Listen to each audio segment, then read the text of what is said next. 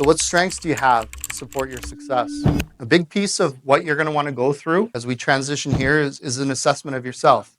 The starting point for all of you is going to have to be, where are you today? Having an honest assessment of where you're at today. So what strengths do you have to support your success? Where are you? What is your day one? Where are you starting from today? Because you could be sitting there and you're like, you know what? I'm actually really good at sales, but I don't know anything about real estate. Okay.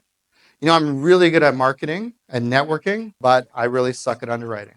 So you're very good at underwriting, and maybe there's other areas that you lack skills or competence in. We all have our yin and a yang, right? So it's really important that you go into this with an honest depiction of where you're at. Because as you meet people, you'll get very clear on what you're looking for. So you might introduce yourself and say, hi, I'm so-and-so. I'm really good at underwriting. I'm looking for somebody to work with on the capital raising side. Hi, I'm so-and-so. I'm really good at finding deals, but I don't know how to put things together. We talked a lot about this with empowering beliefs and limiting beliefs. The limiting belief that all of us have, at some point, I have this from time to time, is what if I fail? Right? This all sounds good. You know, Marston looks like he can speak and stuff, but like, what if I'm doing this and I actually fail? Well, I have that thought too. I do. But I ask myself, how do I better manage my risk? It's the same thing.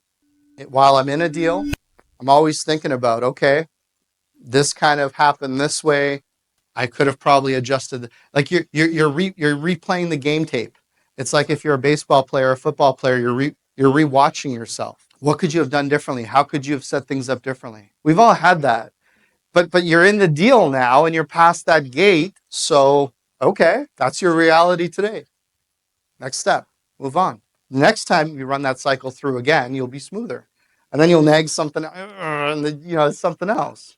It's just the way it works. It's like those video games before they had all the fancy stuff nowadays where, if you played like Super Mario, if you died, you went from like level 1 all the way back to 0, and then you blow through like the first 3 levels because you memorized all the moves.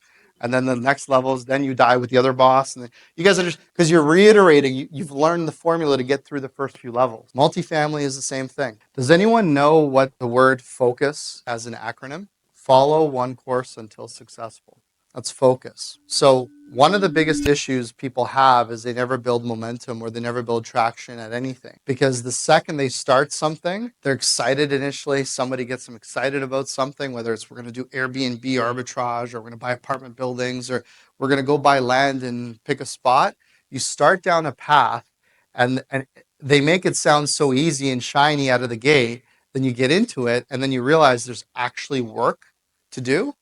You just wash your hands and you disconnect, and then you go look for that new shiny thing. So seeing something through to its conclusion will give you that confidence to just push forward in life. I'm telling you, even if, like, let's just say you're sitting here like, you know what, my goal is to buy 1,000 doors. Okay, let's assume you go through buying your first 200-300 doors and you learn so much through the process. And as you go through that process, you realize, you know what? We're at 250 doors and I'm good now because I want to actually pull back and be more present with my kids, my brother, my sister, whatever it is. The fact that you've accomplished your goal to an extent gives you the confidence because you've gone through full cycle on something. The biggest problem people have, I see, is they get excited, motivated, they start, and as soon as they have issues for a little bit, they then pull back. And then they start looking for something else to start. And you never build that momentum. And the problem is you sound less and less and less credible to the people around you every time you restart, because who's ever met somebody who every 6 months they're doing something different?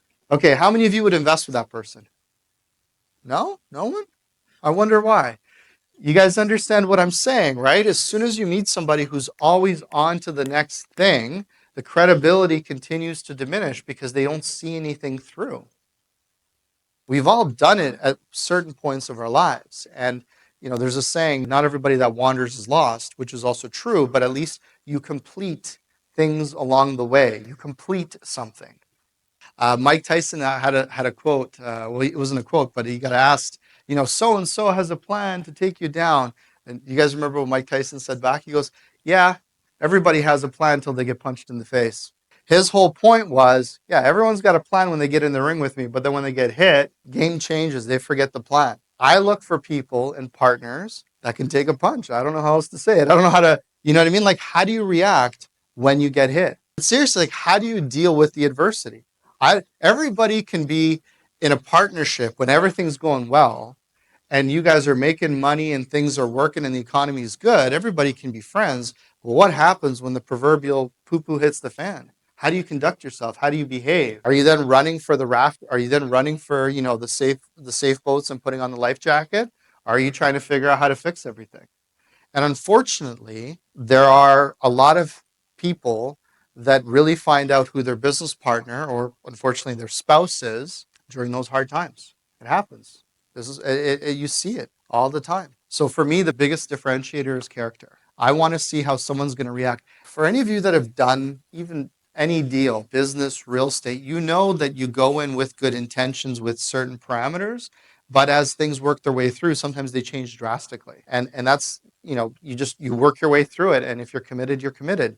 It's interesting to see how people change during that process. Are they trying to solve the problem or are they trying to shift blame? I can tell you for starters, anytime I've gotten myself into trouble, it's because I wanted something too bad. So if I really wanted something to happen, I got too emotionally invested in the outcome. That goes for real estate, that goes for businesses, that goes for uh, personal relationships.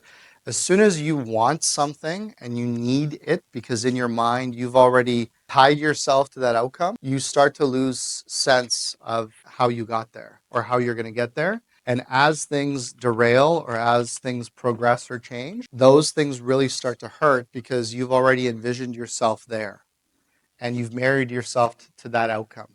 And I don't mean generally like, hey, we're going to get to 1,000 doors, we're going to get to 100 doors, and that's great. That's all where you need to be mentally. I mean, we're going to get to 100 doors and it's going to be with that building. That particular building is our ticket. When we buy this building, we're going to be able to retire. We'll put the kids through school, fill in the blank, whatever outcome. As soon as you tie yourself to that thing, whatever that tangible thing is, then you start to lose sense of how you're going to get there. And as that thing changes, as all things do, where the cash flow isn't high enough, maybe the broker might have fibbed a little bit on the numbers. The point is, it's not the same thing anymore that you've emotionally anchored yourself to. Those are the biggest disappointments I've had in my life. How do you avoid getting disappointed? Is you don't get overly excited over any one thing.